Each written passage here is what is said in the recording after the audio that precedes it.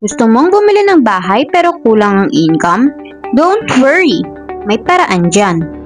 Today, pag-uusapan natin kung dapat ka bang kumuha ng co-borrower at kung paano ito makakatulong para ma-approve ka sa home loan. Especially sa pre-selling projects like sa Via Parkway dito sa Tansa, Cavite. Ang co-borrower ay isang tao na sasama sa iyo sa pag-loan. Pwedeng family member, spouse, o kahit friend na trusted mo.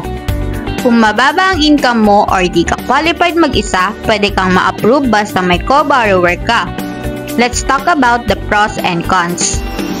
Ang pros ng co-borrower ay mas mataas ang chance ma-approve sa loan.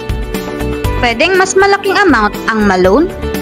Good option for low-income earners or freelancers. Ang cons naman ng co-borrower ay kapag di nagbayad, pareho kayong mananagot. Kailangan ng good relationship and trust. Now, bakit ito important ngayon? Kasi may mga pre-selling subdivisions like sa Via Parkway na perfect for young buyers or starting family. Sa Via Parkway sa Tansa offers flexible terms and affordable monthly payments. Kaya habang pre-selling pa, malaking tulong ang may co-borrower para makuha mo ang unit mo nauna.